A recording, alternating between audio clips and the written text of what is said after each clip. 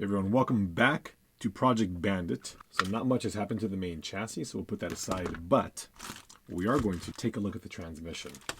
Now, I did take this apart, and as I mentioned before, and I really apologize that I wasn't able to do this on camera. The way this came out, okay, there's a little nut that normally resides right there. So I simply put a punch, this was a flat tip punch so I didn't mar the surface, right here on the axle. I held the rim in a vise, just kind of floating there, just kind of like this. And I simply gave it one tap with the hammer. The press fit nut just slid up and the wheel will come right off. The first thing we see here is a plastic bushing. Let's open this up and we have a plastic bushing here. Okay, this is going to align everything up. Let's remove, okay, we'll pull this out here. Beauty of doing this all live on camera is that now I will know how to put it back together. Okay, here is our little gear selector, and our differential should be embedded in here.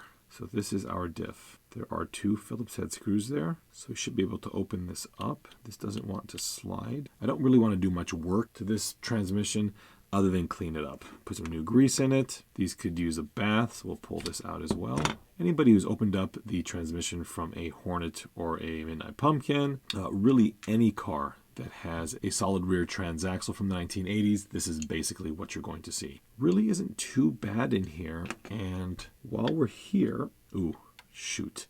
I thought this would be a pretty easily replaced bushing, but it is not. We're gonna just lubricate these nicely and just let them be. I think it might be advantageous to open up this differential and just, see what Tyco did.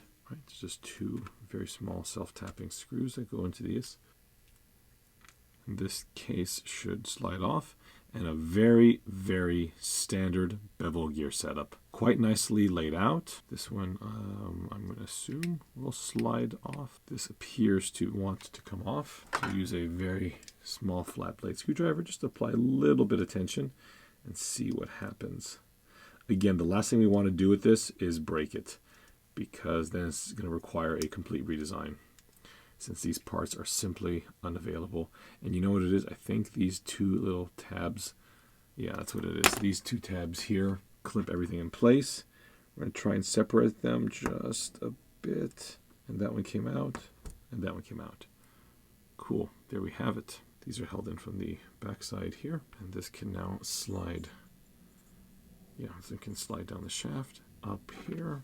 This slides down, and now we're left with the other axle. Everything has been cleaned up in the transmission, and I have to say that the quantity of sand and rocks that was very carefully picked out of all of the gears was disturbing. For the most part, everything looks okay. This one has a little bit of chewing going on over here, and I think the reason for that is that the gear, which this was riding on, simply wasn't able to get all the way over because of all the garbage inside of here.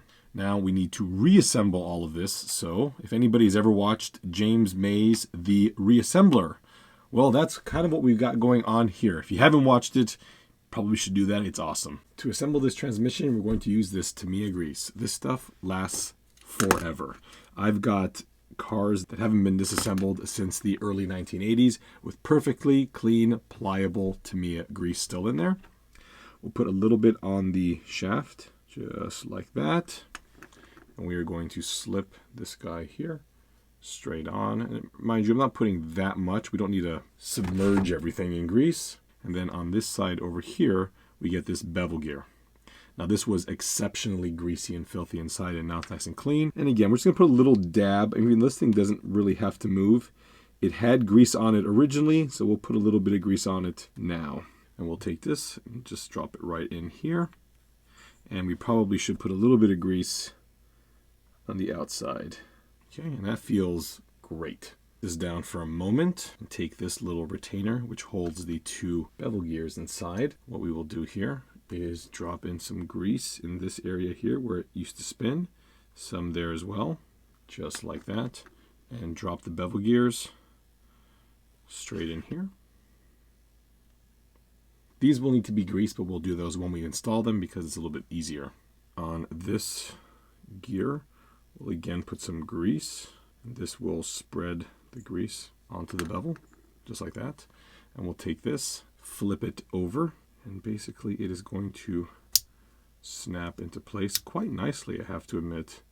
And as we spin it, it is going to get greased. Now this is very, very, very nice feeling. Before, obviously you didn't feel it. It did have a bit of a sticky and kind of notchy feel, and this is very, very, very smooth. Next, we'll take the mating side, and as before, just do a little bit of grease on this surface here, because we are going to have a part that will rotate there, this little gear. And we'll again put some on this surface, and we'll take this and just drop it in here. A tad more grease. All of this will drop in like so. Now if I hold this together and rotate the axle, you're going to, of course it's hard to see which way I'm rotating it, of course, but you're going to see that our differential is functional.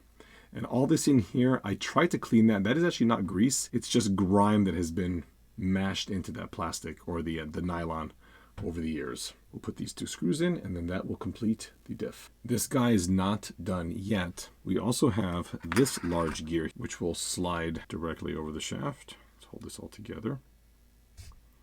And it has a hex pattern, which will just slot into place. That is all set and cleaned up. I'm very happy to see how clean this is.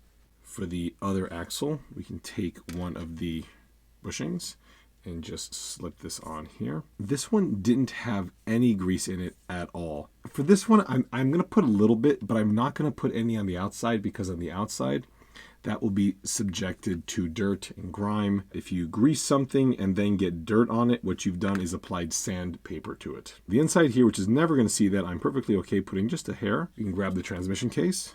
We can take the axle, push it straight through, and we should have it pop right out there. Push it all the way in. And here is our axle. On the other side of the axle, same as before, little dab of grease, install the bushing, and there we have it. Putting in the little bushing here and sliding that whole assembly straight in. This little gear is what gives us our high and our low. This little gear is what gives us our high and our low speed. This is the shaft that it rides on, so we'll just drop that in here, and we'll put a bit of grease just on here. It's a little hard for me to tell from the images, but I'm pretty certain that the smaller side goes out. So we can just try and slip this in. This part of the gear is what the motor actually turns, and the 2 smaller gears will ride either on this or that gear, which will give us our different speeds. This little guy is our gear selector, and the way this works is it holds the gear in place like that, and it just kind of stays in place by getting lodged on that little boss right there. So this would be slow speed, and if we give it a little push, that is fast speed. So that is how it remains in place. What I want to do then is make sure that the side of the gear has a little bit of lubrication, because this does drag. So the grease has been applied. I haven't put it on the side yet because I'm afraid that I'm going to get my fingers in it. But what we have to do now is push this out a little bit and somehow line everything up so this goes behind. This is going to be so much fun, I just know it. This is going to go behind that gear like that. Excellent, we've done it. And I just want to make sure everything fits. That looks very, very good. Of course, we are not done yet because this is our gear selector. So I can push that back out, drop this in. I am, by the way, pretending I know what I'm doing. Put a little more grease on it, push it all back together, just like that. Hold it, and we should have a gear working. That sounds really good. Let's go into slow, or fast, I should say. Fast doesn't sound as good because it's a little chewed up. That's to be expected. Cool. We'll put some screws in this case, and then we'll drop in the motor. All right, so I've got the car in fast right now. So you can see the gear right there is riding directly onto other larger gear where the differential housing was. If we put it in slow, it goes away. Can you see that? And it's no longer riding on that, it's riding on the opposite one. Just slip those back in. Remember, always back thread. It's even more important on one of these older restorations because this plastic is very old, very brittle. You don't want to cut new threads in it, and when it stops, it's done. I do want to clean this motor up a little bit here. Now, this is the one that came out of the truck. It's a Mabuchi. Unfortunately, I don't know what kind of Mabuchi it is. I'm sure with a little homework I figured out. I am seeing maybe what's left of a C right here, but that's about it. I have to admit, it doesn't sound particularly good. Oh, no. That's really bad. Unfortunately, on the back side, the whole motor is capped. Pry this up. This needle in here. With it sitting now, I can put a little bit more here. It drops in here. And it sounds way better. It's a little alignment disc. And this assembly will slide in. You can see how that all goes in there. The motor will then drop in. It's a little trial and error here, everyone. Yeah, okay, the motor just dropped in. Next, we'll have to take the heatsink right here, and this will slot right in there. And the last bit is the cage that covers the motor. What's funny is that this is the later Turbo Bandit with the differential. It says turbo on it. The earlier version says nothing on it. And we'll just feed the wires upwards like this. There's a little peg on the back of the motor, which will line up with this little peg here. That is what we have, right? And why is this moving? We'll be back after technical difficulties have been resolved. I installed the wrong heatsink. This is the early Bandit heatsink, and this is the later one, which is much, much larger. Tells you how hot these little motors got. So this one might be a little tougher to wiggle in here. Okay, after a lot of obscenities, I was able to wedge all this together. It was not easy to do, but it's in. And now we have to reassemble this little bit. The wires have been routed out here. I think that's the right way. Wasn't sure where those wires came out, so after some closer inspection on a Bandit with a diff, we can see that they do come out the front.